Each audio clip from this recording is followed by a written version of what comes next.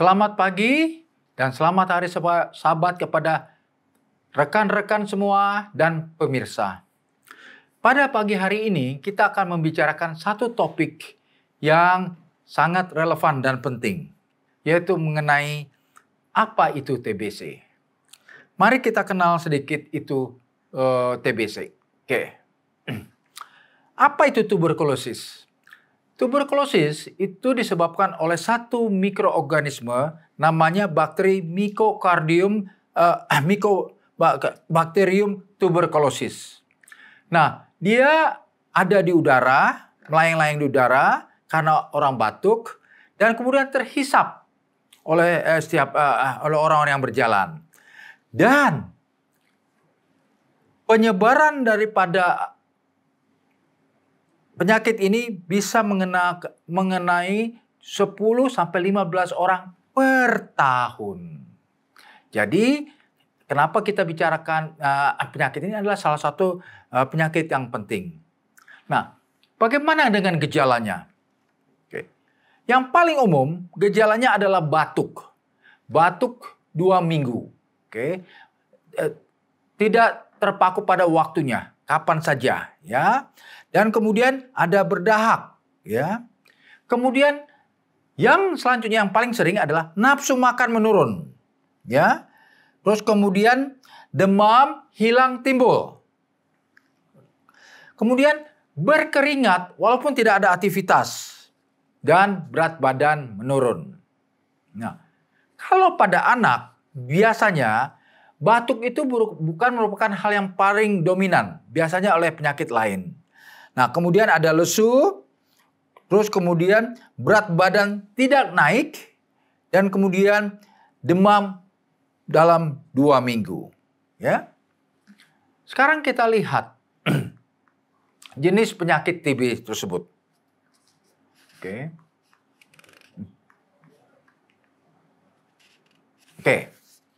Penyakit TBC itu berdasarkan klasifikasinya, lokasi dibagi dalam 2. TBC dalam paru dan TBC di luar paru atau ekstra paru.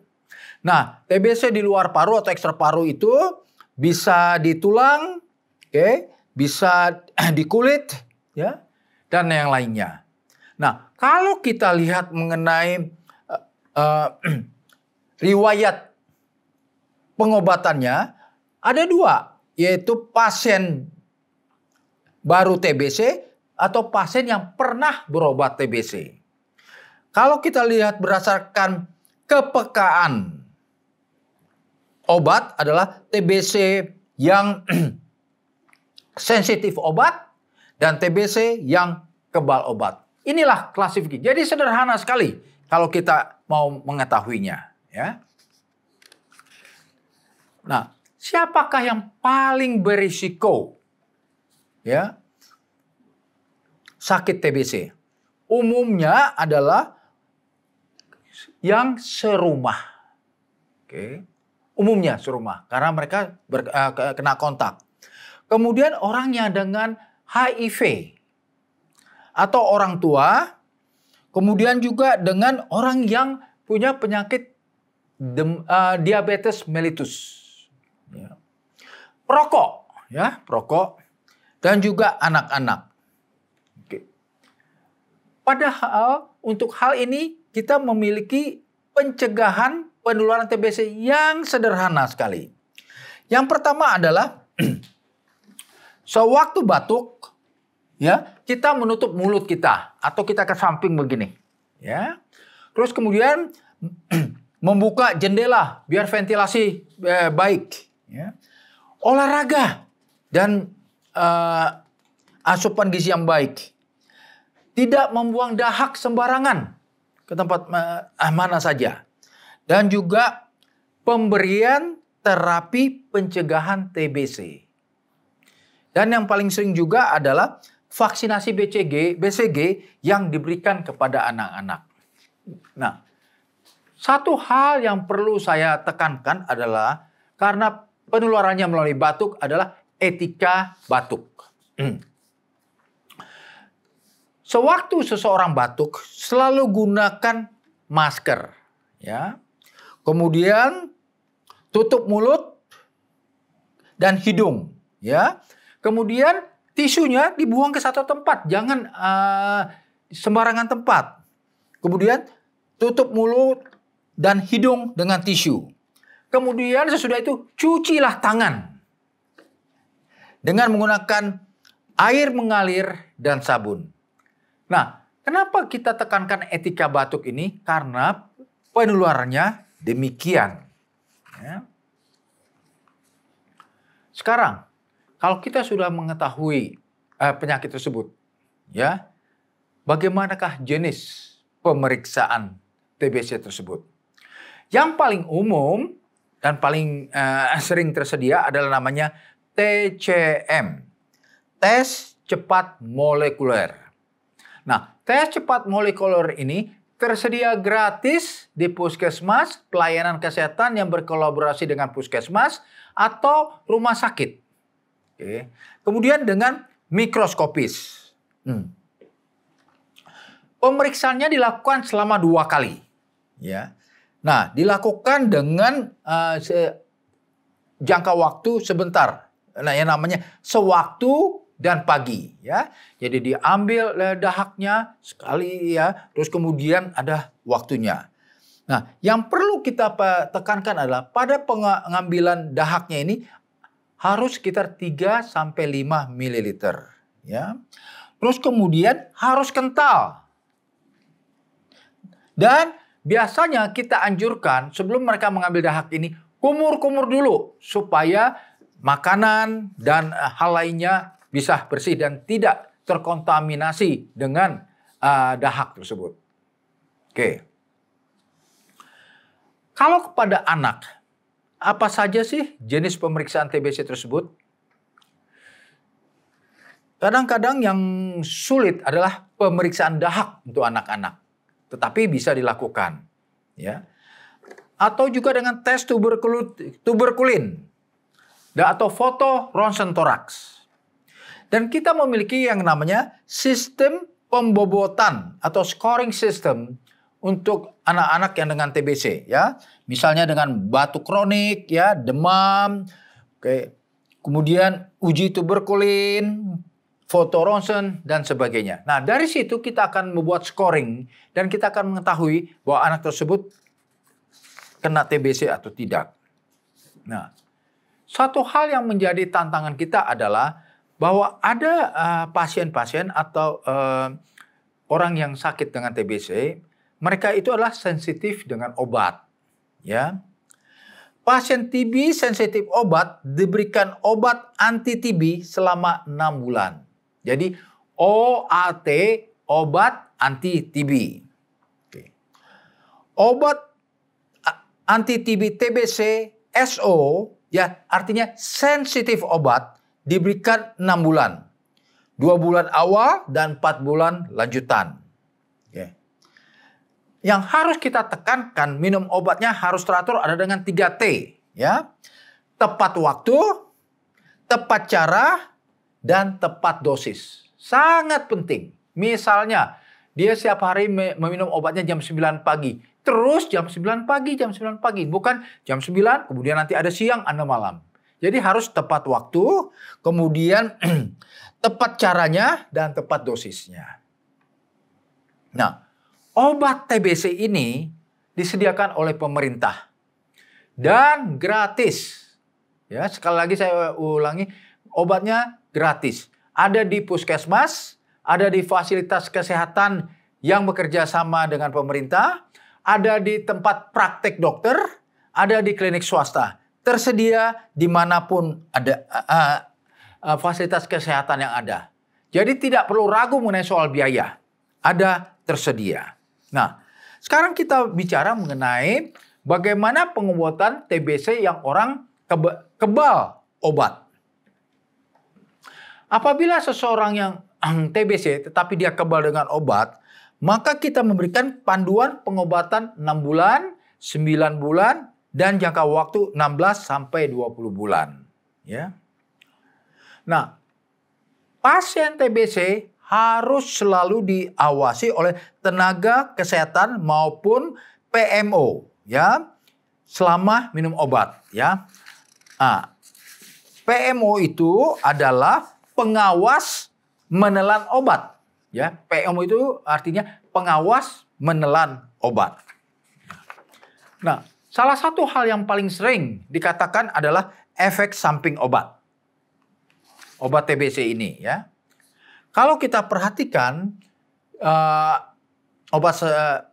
efek sampingnya adalah misalnya perubahan warna urin, ya. Terus kemudian sakit kepala. Kemudian reaksi seperti flu, mual dan sebagainya. Tetapi yang harus kita ingat adalah efek manfaatnya lebih besar daripada efek sampingnya.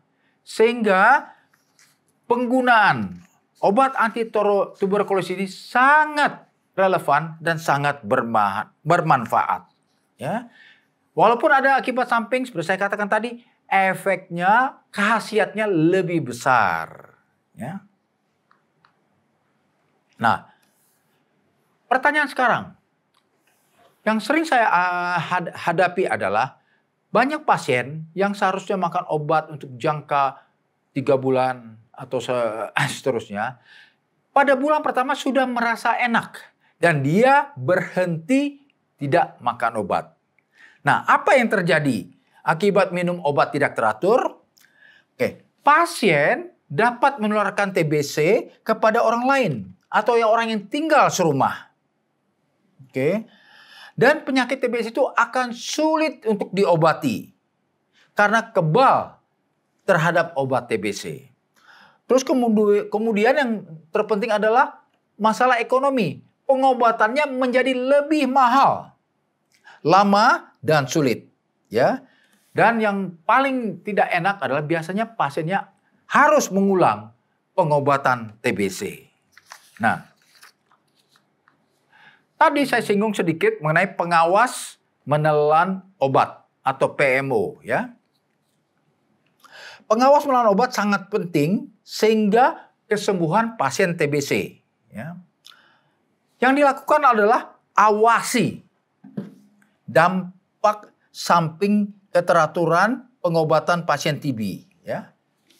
Selalu diperhatikan. Nah, pertanyaannya sekarang, siapa PMO itu? Ya. Nah, PMO adalah pengawas menelan obat, ya. Yaitu seorang yang dekat dengan pasien TBC dan dengan sukarela mau membantu untuk pengobatan TBC. Nah, ada berapa langkah yang harus dilakukan?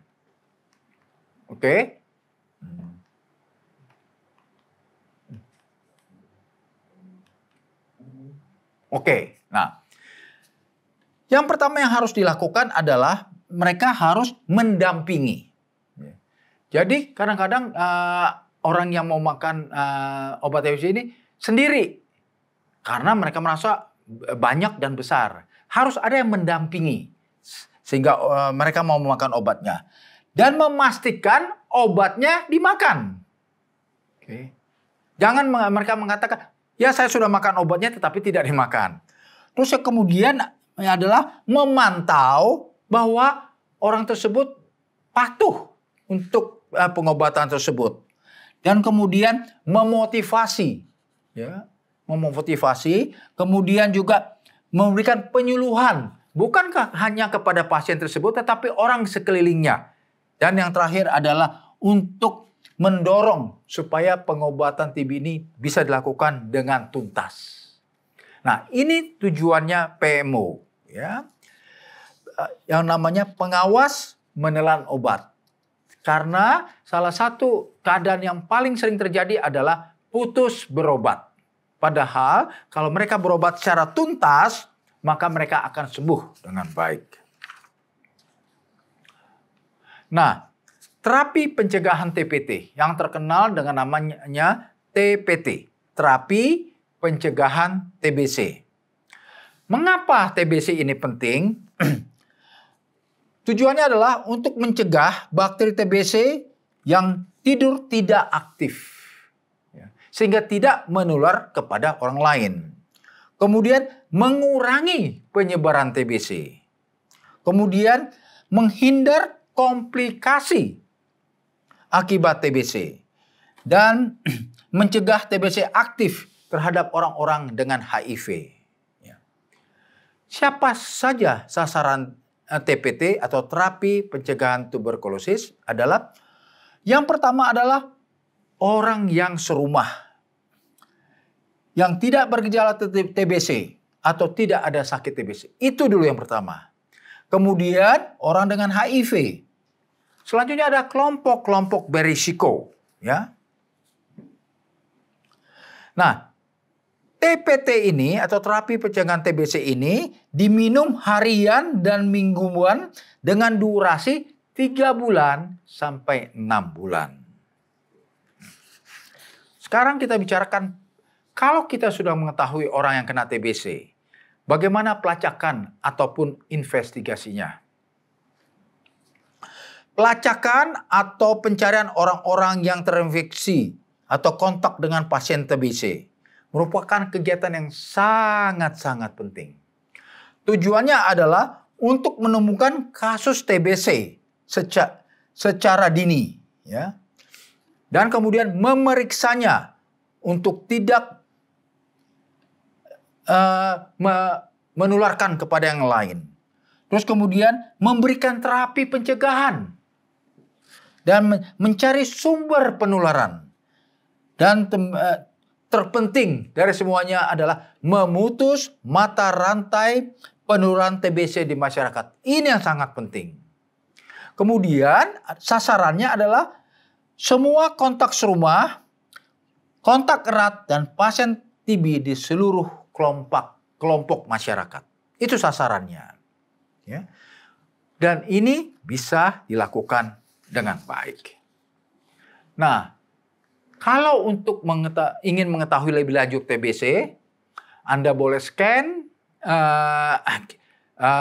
kode ini, QR ini. Kemudian Anda bisa lihat ke websitenya untuk mengetahui lebih dalam lagi. Tetapi yang penting, Anda mengenal mengenai TBC dan bisa memutus mata rantai dan mengajak mereka untuk diobati gratis dan bisa sembuh. Karena itu, ajakan saya pada pagi hari ini, yuk perangi penyakit tuberkulosis. Ya, sekarang obatnya tersedia gratis dan berkualitas di puskesmas ataupun di fasilitas kesehatan di mana saja di seluruh Indonesia. Pemirsa, saya harap diskusi kita pada pagi hari ini bermanfaat sehingga kalau ada rekan, teman, tetangga yang tanda kutip kita curiga TBC bisa diobati, ya, gratis dan tidak ada biaya apa-apa. Seperti saya bilang tadi, tujuannya supaya sembuh, ya, dan tidak menularkan kepada orang lain. Terima kasih pemirsa atas perhatiannya. Semoga yang kita diskusikan pagi ini memberikan suatu wawasan yang lebih luas. Terima kasih dan selamat pagi.